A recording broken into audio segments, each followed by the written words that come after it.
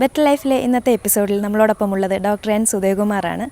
അദ്ദേഹം കൊച്ചി അമൃത ഇൻസ്റ്റിറ്റ്യൂട്ടിലെ കാർഡിയോളജി വിഭാഗം പ്രൊഫസറും കോട്ടയം കാരിത്താസ് ഹോസ്പിറ്റലിലെ കൺസൾട്ടൻറ്റ് കാർഡിയോളജിസ്റ്റുമാണ്. അദ്ദേഹത്തെ നമുക്ക് ഈ പരിപാടിയിലേക്ക് സ്വാഗതം ചെയ്യാം. ഒരിക്കൽ ഹൃദയത്തിന് ആഘാതമുണ്ടായ ഒരു വ്യക്തിക്ക് ജീവിതത്തിൽ എല്ലാ കാലവും എല്ലാ കാര്യത്തിനും സംശയങ്ങൾ വളരെ കൂടുതലാണ്. അവരുടെ നടത്തത്തിലും ഓട്ടത്തിലും കുളിക്കത്തിലും എല്ലാത്തിനും സംശയങ്ങളായിരിക്കും. ഈ ഹൃദയരോഗികൾക്കുള്ള ഉണ്ടാകുന്ന സാധാരണ കണ്ടുവരുന്ന സംശയങ്ങളെ പരിഹരിക്കാനായി ഇന്ന് നമ്മുടെ കൂടെ എത്തിയിരിക്കുന്ന ഡോക്ടർ എൻ സുധയകുമാർ കാർഡിയോളജിസ്റ്റും അതിപ്രശസ്ത കാർഡിയോളജി ടീച്ചർമാരിൽ ഒരാളുമാണ്. ഡോക്ടറെ ഈ പ്രോഗ്രാമിലേക്ക് സ്വാഗതം ചെയ്യുന്നു. വളരെയേറെ പരിചയസമ്പന്നനായ ഒരു ഡോക്ടറാണല്ലോ. എത്ര ശതമാനം ആൾക്കാരാണ് ഡോക്ടറെ അടുത്ത് വരുന്നതിൽ ഹാർട്ടിൻ്റെ രോഗികളായിട്ടുള്ളവർ? എന്നെ സമീപിക്കുന്ന രോഗികളിൽ ഒരു നല്ല ശതമാനം ഹൃദ്രോഗം ഇല്ലാത്തവരാണ്. ഹൃദ്രോഗത്തിനെ പറ്റിയുള്ള സംശയങ്ങളും അത് മാറ്റാനായിട്ടുള്ള അതിൻ്റെ ഭയവും കൊണ്ടുവരുന്നതാണ് ഒരു നല്ല ശതമാനം ആൾക്കാർ.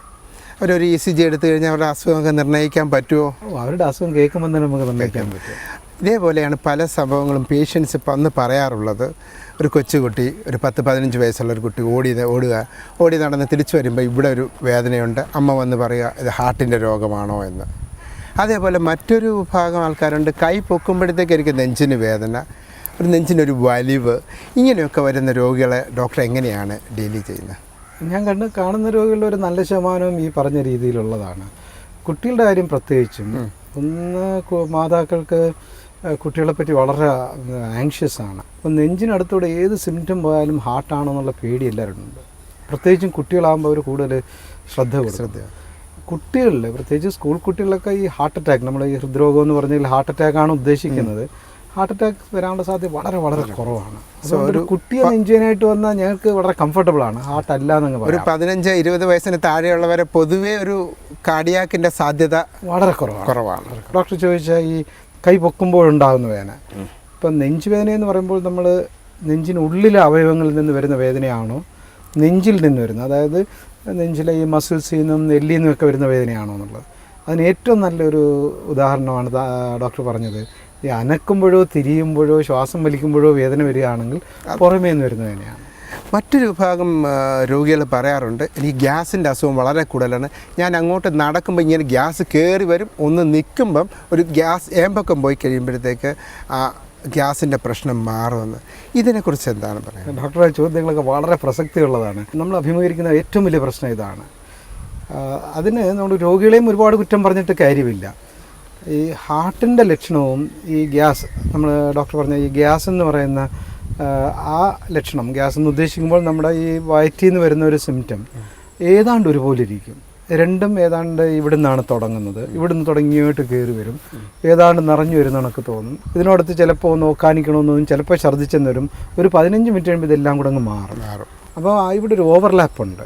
അപ്പോൾ അവിടെ നമ്മൾ നോക്കുന്നത് ഡോക്ടർ പറഞ്ഞ ഒരു പ്രധാന ഭാഗം അതാണ്. നടക്കുമ്പോൾ വരിക എന്ന് വെച്ചാൽ, നടക്കുമ്പോൾ ഗ്യാസ് വരേണ്ട കാര്യമില്ല. അതെ, അപ്പോൾ നടക്കുമ്പോൾ നെഞ്ചുവേദന ഈ ഗ്യാസ് വരികയാണെങ്കിൽ അത് ഹാർട്ടിൻ്റെ ആവാനാണ് സാധ്യത കൂടുതൽ. അപ്പോൾ നമ്മളെല്ലാവരും വിചാരിക്കും ഇങ്ങനെ വന്നു കഴിഞ്ഞാൽ ഗ്യാസ് വന്നാൽ ഹാർട്ടാണെന്ന് വിചാരിക്കും. അപ്പോൾ നമ്മൾ ഏത് രോഗം എടുത്താലും ഇത് വരാനുള്ള സാധ്യത നോക്കും.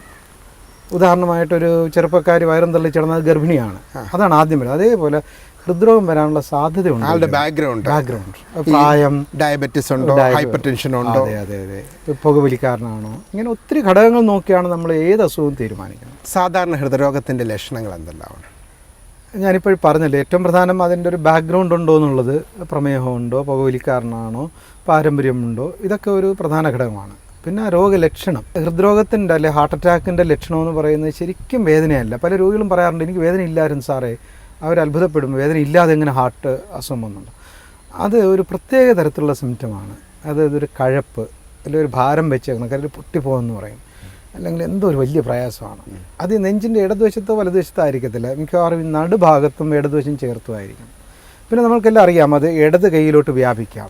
പക്ഷേ പലർക്കും അറിഞ്ഞുകൊടുത്തൊരു ഭാഗമുണ്ട്, ആ സിംറ്റമിങ് തൊണ്ടയിലോട്ട് വരിക, അല്ലെ താടിക്ക് വരിക, അല്ലെ വലത് കൈക്ക് വരികയാണ്. അത് വലിയ പ്രാധാന്യം. കഴുത്ത് ഞെക്കിപ്പിടിക്കുന്നതോട് തോന്നുകയാണെങ്കിൽ അത് ഇവിടെ എല്ലാം കൂടെ ഞാൻ നിറഞ്ഞിരിക്കുന്നു സാറേ, താടി കഴിക്കുന്നു, അങ്ങനെയാണെങ്കിൽ അത് ഹാർട്ടാവേണ്ട സാധ്യത വളരെ വളരെ കൂടുതൽ. പിന്നെ വിയർക്കും, വിമ്മിഷ്ടം, വയറ്റിൽ നിന്ന് പോകണമെന്ന് തോന്നും, ഛർദ്ദിക്കണമെന്ന് തോന്നും, ഇതെല്ലാം ഇതിൻ്റെ പാർട്ടാണ്. ഈ വയറ്റിളക്കോ വയറ്റിൽ നിന്ന് പോകണമെന്നോ ഛർദ്ദിക്കോ അതെല്ലാം കൂടെ വരാം അതിൻ്റെ കൂട്ടത്തിൽ. അതുകൊണ്ടാണ് ഇത് ഗ്യാസ് ആണെന്ന് ആളുകൾക്ക് തോന്നുന്നത്.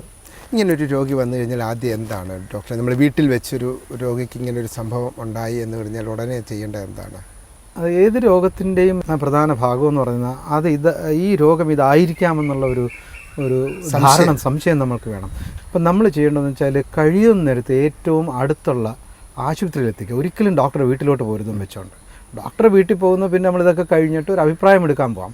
ഈ സിംറ്റം തോന്നിക്കഴിഞ്ഞാൽ ഇമ്മീഡിയറ്റ് ട്രീറ്റ്മെൻറ്റാണ് വേണ്ടുന്നത്. പ്രത്യേകിച്ച് ആദ്യത്തെ മണിക്കൂറുകൾ വളരെ വളരെ പ്രാധാന്യമുള്ളതാണ്.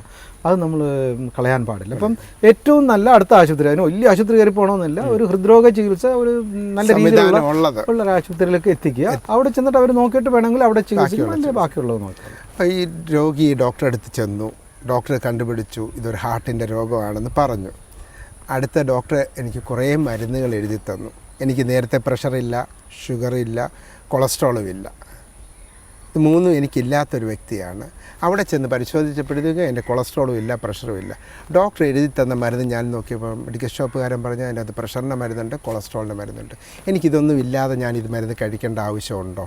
ഒരു ഹൃദ്രോഗി വന്നു കഴിഞ്ഞാൽ ഈ ഹൃദയാഘാതം കഴിഞ്ഞതിന് ശേഷമോ അതുപോലുള്ള അസുഖം വന്നതിന് ശേഷം നമ്മൾ മരുന്ന് തന്നു, മെഡിക്കൽ സ്റ്റോറിൽ ഇത് പറയുന്നു, സ്ഥിരം സംഭവിക്കുന്നതാണ്. അതായത് ഈ മെഡിക്കൽ സ്റ്റോറുകാരെ കുറ്റം പറയില്ല, എന്തിനാണെന്ന് അറിയാൻ വയ്യ. ഇപ്പം നമ്മൾ ഉദാഹരണത്തിന് ഒരു ബീറ്റ ബ്ലോക്കർ എന്ന് പറയുന്നൊരു മരുന്നുണ്ട്. അത് പ്രഷറിന് ഉപയോഗിക്കും, ഹാർട്ട് അറ്റാക്കിന് ഉപയോഗിക്കും, മറ്റ് പല കാര്യങ്ങൾക്ക് ഉപയോഗിക്കും.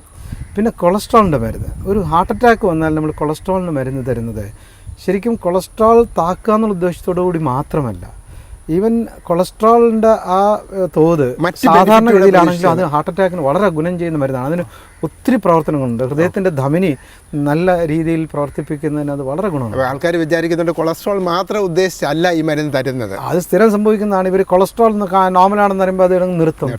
അത് അറിയേണ്ട ഒരു കാര്യമാണ്. ഈ കൊളസ്ട്രോളിനുള്ള മരുന്ന്, ഈ സ്റ്റാറ്റിൻ പോലത്തെ മരുന്ന് തരുന്നത് കൊളസ്ട്രോൾ കുറയ്ക്കാമെന്നുള്ള ഉദ്ദേശമുണ്ട്. അത് എല്ലാവർക്കും അതിൻ്റെ ഉണ്ട്. പക്ഷേ ഹാർട്ട് അറ്റാക്ക് വന്ന രോഗികൾ പ്രത്യേകിച്ച് ആദ്യ ദിവസങ്ങളിൽ ഈ മരുന്ന് തരുന്നതെന്ന് വെച്ചാൽ ഹാർട്ട് അറ്റാക്കിൻ്റെ ചികിത്സയുടെ ഭാഗമായിട്ടാണ്.